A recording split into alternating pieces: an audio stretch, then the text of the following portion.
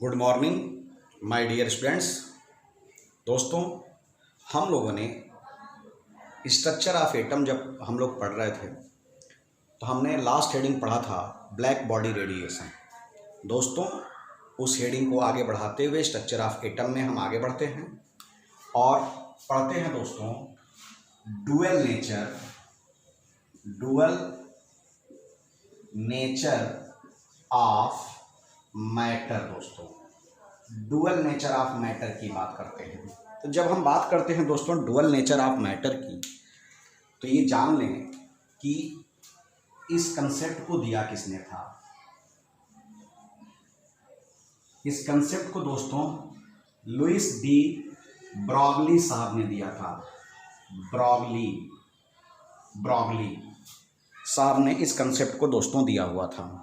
चलिए, actually Broglie साहब ने कहा था कि कोई भी पार्टिकल हो, चाहे वह इलेक्ट्रॉन, जैसे कि यह एक पार्टिकल है, कोई भी पार्टिकल दोस्तों, चाहे वह इलेक्ट्रॉन हो या प्रोटॉन हो या न्यूट्रॉन हो या फोटॉन हो दोस्तों, ये जितने भी पार्टिकल हैं जब यह मोशन में होते हैं, व्हेन इन मोशन, जब यह मोशन में होते हैं, तो ये सारे पार्टिकल जब मोशन में होते हैं तो डुअल नेचर शो करते हैं।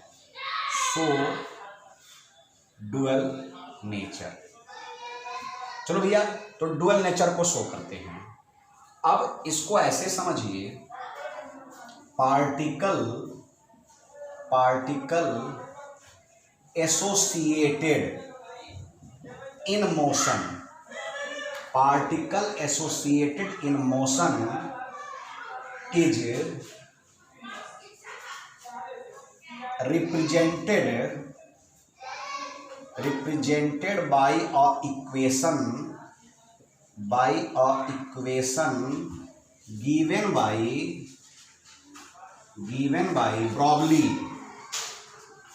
Broglie is known as de Broglie equation. दोस्तों, डी ब्रॉगली इक्वेशन इसको आप कहेंगे। तो चलो भैया, पार्टिकल ने तो मोशन में शो करना शुरू कर दिया दोस्तों, अब इसकी बात आगे करते हैं। चलिए, तो इसके हिसाब से डी ब्रॉगली साहब ने क्या रिप्रेजेंट किया, मैं आपको बताने जा रहा हूं दोस्तों। चलिए, आसान है, ये आसान पोर्शन है। डी ब्रॉगली के बाद हाइजेनबर्ग आप पढ़ लेंगे, इसी पे बेस्ड है हाइजेनबर्ग का कंसेप्ट भी। चलिए, करते हैं इसको कोशिश, आगे बढ़ते हैं। तो देखिए, इन्होंने एक कंसेप्ट दिया lambda equal to H upon m into v. यह कंसेप्ट इन्होंने डी ब्रॉगली साहब ने दिया। ये कंसेप्ट कैसे आया, थोड़ा मैं और ज़्यादा इसको अगर आपको ओपन कर दूँ तो ज़्यादा अच्छा रहेगा। इसको ओपन करते हैं। एनर्जी का फार्मूला होता है दोस्तों E equal to H new H C by lambda, equation number first. और एनर्जी का ही एक फार्मूला होता है E equal to M C square, equation number second. Correlate कर दो दोस्तों। चलो भैया, तो कोरिलेट करते हैं। M C square equal to H C by lambda. एक सी से आपका एक सी कैंसिल, यह एच है, एच सी बाई लेमडा।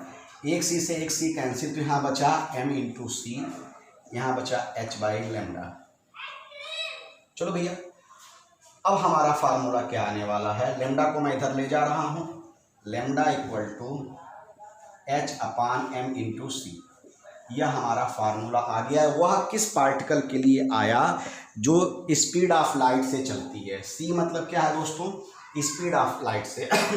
अगर कोई अन्य पार्टिकल, फॉर एनी पार्टिकल किसी दूसरे पार्टिकल के लिए ट्रेवल विथ वेलोसिटी, कोई पार्टिकल v से चल रहा है, तो इसका लेमडा इक्वल टू हो जाएगा h upon m into V. C क्या है, स्पीड ऑफ लाइट है दोस्तों। यहाँ पे सी की जगह क्या हो जाएगा, v। तो दोस्तों, ये तो फार्मूला आ गया। अब इस फार्मूले से आगे बढ़ते हैं, इसे मिटा दिया जाए। हम डायरेक्टली फार्मूला लेके चल रहे थे, लेकिन मैंने सोचा कि एक बार आपको बता ही देते हैं, अच्छा रहेगा। चलिए, तो दोस्तों हमारे पास फार्मूला आया lambda equal to H upon m into v. दोस्तों मोमेंटम होता है जो लीनियर मोमेंटम जिसको आप कहते हो, लीनियर मोमेंटम, वह होता है एम इंटू वी। तो हम यहाँ पे इस फार्मूले में एम इंटू वी की जगह पी लिख सकते हैं। तो लैम्डा इक्वल टू हो जाएगा एच अपान पी। चलो दोस्तों ये तो बात क्लियर हो गई, लैम्डा इक्वल टू हो गया एच अपान पी। चलो ये तो होगी बात क्लियर। अब थोड़ा और इसको आगे बढ़ाया जाए। देखिए दोस्तों, एनर्जी का फार्मूला होता है, अब एनर्जी के टर्म में एनर्जी का फार्मूला होता है energy E equal to half m v square. चलिए मैं थोड़ा यहाँ बना रहा हूँ। चलो भैया, क्रॉस मल्टीप्लिकेशन किया, 2 is equal to m v square. दोनों तरफ m से मल्टीप्लाई करने पे, m से मल्टीप्लाई आप क्यों कर रहे हैं? क्योंकि जैसे यहाँ m से मल्टीप्लाई करेंगे एम स्क्वायर वी स्क्वायर, और आप पढ़े हैं p equal to m into v. तो दोस्तों m से मल्टीप्लाई करने के बाद m इंटू वी हो जाएगा p स्क्वायर। तो p की वैल्यू क्या हो जाएगी दोस्तों? Under root 2m into E for energy. Put कर दीजिए इस इक्वेशन नंबर आप p वाली वैल्यू थर्ड में, 2 इक्वेशन पीछे आया था। Put in equation third, put कर दो तो लैम्डा की वैल्यू आ गई एच अपान पी की वैल्यू पुट किया अंडर रूट 2m। चलो भैया, ये तो आपके लैम्डा की वैल्यू दोस्तों आ गई। अब इसके बाद इसी को थोड़ा और आगे बढ़ा दिया जाए। ये तो एनर्जी के टर्म में। अब चार्ज के टर्म में अगर इसी फार्मूले को देखा जाए दोस्तों, चार्ज के टर्म में अगर आप इस फार्मूले को देखना चाहते हैं तो कैसे देखेंगे दोस्तों? चलिए देखते हैं।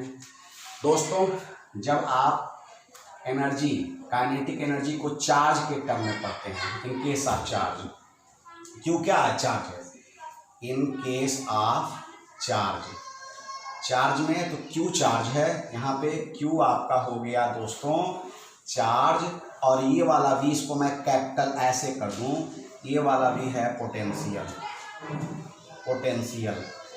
तो जब इस केस में पढ़ते हैं दोस्तों ये फार्मूला होता है। चलो भैया, m v square equal to 2 से मल्टीप्लाई किया क्यू वी, दोनों तरफ एम से मल्टीप्लाई किया। करो भैया, क्यों कर रहे हो एम से मल्टीप्लाई? ताकि आपको पी का केस आसानी से सॉल्व हो जाए। अब ये हो जाएगा p square 2 q v m, p equal to क्या हो जाएगा? Under root 2 q v m. अब आप पुट कर दो, इस वाले फार्मूले में पुट करना है, आपको बताने जा रहा हूँ वही पुराना formula lambda equal to H upon P वाले में। तो पुट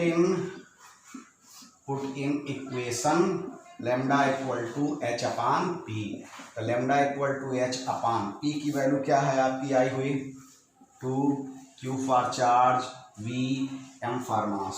दोस्तों अगर आप इलेक्ट्रॉन को लेकर के चल रहे हो, इलेक्ट्रॉन को लेकर के चल रहे हो, तो दोस्तों यहाँ से मैं इसको मिटा करके इधर इस साइड में आ रहा हूँ, मैं इस साइड में मैं आ रहा हूँ क्योंकि मुझे नीचे जगह नहीं मिलेगा, तो मुझे उसको भी ध्यान देना है ना।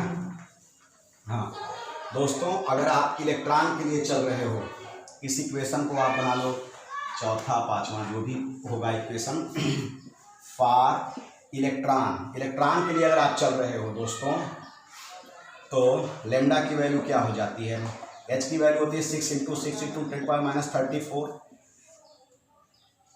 थोड़ा लैम्डा और इधर लिख दूँ मैं, लैम्डा अंडर रूट इलेक्ट्रॉन की वैल्यू चार्ज क्यू, क्यू मतलब एक इलेक्ट्रॉन की बात हो रहा है, वैसे क्यू इक्वल टू होता है दोस्तों एन इंटू ई, हम केवल एक इलेक्ट्रॉन की बात कर रहे हैं फॉर 1 इलेक्ट्रॉन, तो क्यू इक्वल टू हो जाएगा ई, यहाँ क्यू इक्वल टू ई हो जाएगा दोस्तों। ई का चार्ज कितना होता है? 1.6 इंटू 10⁻⁻19। पोटेंशियल क्वेश्चन में दिया रहेगा, उसको बाद में लिख लीजिएगा। और एम मास, इलेक्ट्रॉन का चार्ज हो गया मास। 9.1 इंटू 10⁻⁻31 पोटेंशियल आपका दिया रहेगा। जब दोस्तों इसको सॉल्व करेंगे आप तो 12.27 आएगा दोस्तों। तो 12.27 आ गया इस पूरे को सॉल्व करने के बाद। 12.27 इंटू 10⁻⁻10 नीचे √v, ये मीटर में आएगा दोस्तों, ये मीटर में आएगा। लेकिन इसको आप ऐसे लिख सकते हैं 12.27 अपान इतना एंगस्ट्राम। ये v जो है पोटेंशियल है दोस्तों, वेलोसिटी मत समझना। क्यों एंगस्ट्राम में लिखा मैंने? क्योंकि मैं अब यहाँ एक चीज़ बता दूँ, पीछे ही बता चुका हूँ। एक एंगस्ट्राम में दोस्तों 10⁻⁻10 मीटर होता है। तो दोस्तों ये था पूरा का पूरा डी ब्रॉगली का ड्यूल नेचर ऑफ मैटर था दोस्तों, जिसको हमने आपके सामने रिप्रेजेंट कर दिया दोस्तों। इसके बाद एक छोटा सा हेडिंग बना दूं, हाइजेनबर्ग अनसर्टेनिटी प्रिंसिपल की बात कर लूं, तो यह इस हेडिंग में दोनों बातें क्लियर हो जाएंगी। उसके बाद अगले पॉइंट की बात किया जाएगा दोस्तों। अगला हेडिंग बना दिया जाए हाइजेनबर्ग अनसर्टेनिटी प्रिंसिपल दोस्तों। हाइजेनबर्ग अनसर्टेनिटी प्रिंसिपल यह कहता है दोस्तों, इट इज नॉट पॉसिबल या it is impossible to measure simultaneously exact position and exact momentum of a body just like as an electron. मतलब इन्होंने कहा यह पॉसिबल नहीं है कि किसी ऐसी बॉडी जैसे कि इलेक्ट्रॉन हो, उसका एग्जैक्ट पोजीशन और एग्जैक्ट मोमेंटम को निकाला जा सके एक साथ, यह पॉसिबल नहीं है। फिर से बोल रहा हूँ, सुनिएगा ध्यान से। हाइजेनबर्ग साहब ने कहा इट इज़ इम्पॉसिबल, लिख दे रहा हूँ, it is impossible to measure simultaneously exact position and momentum of a body as an small, मतलब छोटी बॉडी हो, as an small as an electron. मतलब किसी भी बॉडी का, या जैसे वह बॉडी इलेक्ट्रॉन हो या प्रोटॉन हो, उनका एग्जैक्ट पोजीशन और मोमेंटम को मेजर करना आसान नहीं है, इट इज़ इम्पॉसिबल है। और उन्होंने एक सर्टेनिटी प्रिंसिपल दिया, NH/4 पाई आपको पता ही है, H पता है प्लांक कांस्टेंट, N ऑर्बिट है, नंबर ऑफ ऑर्बिट जो न्यूक्लियस के चारों ओर होता है। X दोस्तों पोजीशन को रिप्रेजेंट करता है। इन्होंने दोनों मिला करके इक्वेशन दे दिया है, दोनों मिला करके। और P आपका मोमेंटम बताता है दोस्तों, मोमेंटम बताता है। इस फार्मूले को और भी अच्छे से यहाँ पे मैं आपको बता दे रहा हूँ, ओपन करके थोड़ा सा वेलोसिटी के टर्म में बताने जा रहा हूँ दोस्तों। चलिए भाई, वेलोसिटी के टर्म में तो डेल्टा एक्स पी आपको पता ही है, पी होता है m इंटू वी, यहाँ हो गया into m into delta we NH/4 delta x जो कि पोजीशन को रिप्रेजेंट करेगा और v वेलोसिटी को रिप्रेजेंट करेगा दोस्तों 4 इंटू m। m मतलब जो पार्टिकल आप ले रहे हैं उसका मास, h प्लांक कांस्टेंट, n अगर इलेक्ट्रॉन ले रहे हैं तो किस ऑर्बिट में चक्कर काट रहा है, तो यह n हो गया, 1 2 3 किस ऑर्बिट में है, तो n हो गया दोस्तों। तो दोस्तों यह तो था हाइजेनबर्ग अनसर्टेनिटी प्रिंसिपल। अब इससे जुड़े हुए अगले टॉपिक को अगले वीडियो में बताएंगे दोस्तों। Thank you, best of luck, have a nice day.